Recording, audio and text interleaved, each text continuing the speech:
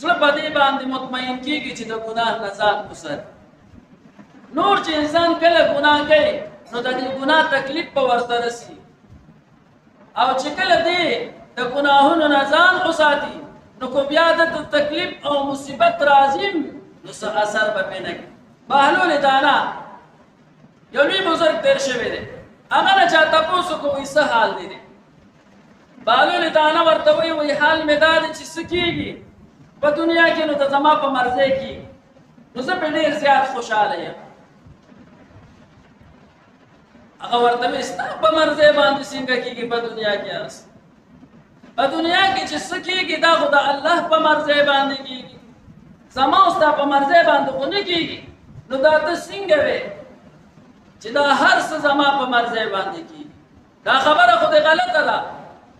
بهلول دانا ورته وایي هر څه زما په مرضۍ باندې کېږي او دا خبره ټیک ده. وایي څنګه ستا په مرضۍ باندې کېږي؟ وایي زما په مرضۍ باندې داسې کېږي چې الله دا هر څه چې کوي دا د الله رب ذوالجلال په قدرت سره کېږي او الله پاک کېږي، او الله رب ذوالجلال چې څه کوي نو زما پې رضا ده، نو دا هر څه زما په مرضۍ باندې کېږي. رضا بالقضا دې ته تقدیر ویلي. نو د الله والا کیفیت دغه رنګې جوړ شوي وي، هغه د ګناه نه ځان ساتلی وي سیبا، نو کو بیا د باندې تکلیف راځي، د باندې غم راځي، د باندې مصیبت راځي، دا به هیڅ اثر نه کوي. ځکه الله رب ذوالجلال بیان فرمایي وذروا ظاهر الاسم، او پرېږدئ ظاهره ګناه وباطنه او پټه ګناه. ان الذين يكسبون الاثم، هغه خلق چې ګناهونه کوي، کسب کوي ګناهونه، سيجزون ان قریب به دوی ته بدله میلو شي. دلته بدله د جزا نه ده، بدله د سزا ده. بما كانوا يقترفون، په سبب د هغه څه چې دوی ګناهونه کوي. نو ما تا ته وویل چې د دغې ګناه دا سزا کله په دنیا کې ملاویږي او کله په آخرت کې ملاویږي. د دنیا سزا خو ده بیا هغه بهتره ده، هغه به ختم شي او فاني ګناه ده. خو د آخرت ګناه داسې ده چې صاحب هغه دایمي ده، د هغې بیا لا انتها ولا ابتدا، نه بیا انتها او نه ابتدا شوله، بیا ځکه چې آخرت ته وګرځېد نو ابتدا یې خو شته خو انتها ولا نشته. حضراتو د آخرت ګناه، د آخرت سزا هغه بیا ختمېږي او د دنیا سزا ختمېږي. نو د ګناه په بنا باندې به خامخا انسان ته تکلیف وررسي، خامخا به دې پریشانه کېږي چې کله دې ګناه کوي. نو موږ نن سوچ وکړو، خو نن موږ په مصیبت او تکلیف کې یو، پر موږ باندې ناشنا تکالیف راځي، کو هغه سماوي دي او کو هغه دنیاوي دي او کو هغه آفاقي دي او کو هغه د خلکو د طرف نه دي، دا ټول زما او ستا د ګناه د وجې. نن موږ پریشانه یو د حکمرانانو د وجې، د خپلو مشرانو د وجې نن پریشانه یو.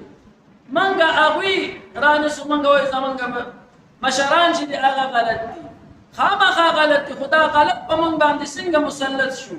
الله رب ذوالجلال بیان فرمایي کله چې ته دا ګناه کوې د دې ګناه په بنا باندې به تا ته تکلیف رسېږي خامخا. نو د دغې ګناه په بنا باندې موږ باندې دا مشران مسلط شو چې موږ ته تکلیف رارسي.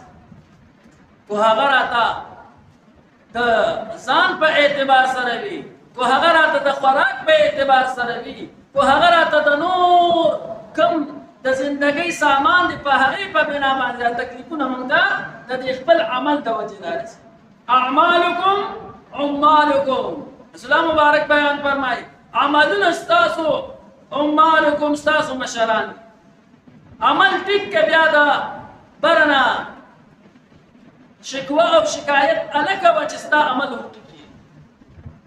نو حضراتو د ګناه په بنا باندې تکلیف به خامخا رسېږي. الله رب ذوالجلال ځکه ما تا ته وایي وذروا ظاهر الاسم، او بیا یې ګناه یاده کړې ده، کومه ګناه کومه کوه او کومه ګناه کوه، نه اسم دا ټولو ته شامل دی، ټول معاصي. او کو بیا ښکاره ده او کو پټه ګناه ده، وایي ټولو ګناهونو نه ځان وساته. وذروا ظاهر الاسم وباطنه او دا باطنه گناه پرېږده. نو ګوره تانوي رحمه الله بیان فرمایي وای انسان چې کله د ګناه نه ځان وساتي او بیا دې ګناه کوي نو بیا ورته دا ګناه تکلیف رسي.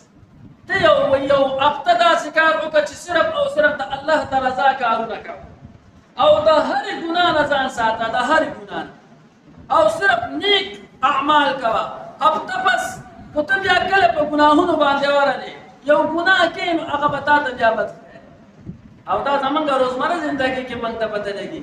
یو انسان دی هغه کله په دې لمونځ باندې راواوړي او لمونځ کوي روزمره زندګۍ کې هره ورځ لمونځ کوي، نو کله چې بیا د ده نه لمونځ پاتې شو نو دا زړه یې سخت زړه یې سخت خفه وي. ګوره نه لمونځ پاتې شو یا دې هره ورځ تلاوت کوي او تلاوت دې پاتې شو زړه یې سخت خفه وي، یا ذکر کوي او ذکر دې پاتې شو او بیا څو ورځې پس دې ګناهونو کې ورشي نو زړه یې سخت خفه کېږي.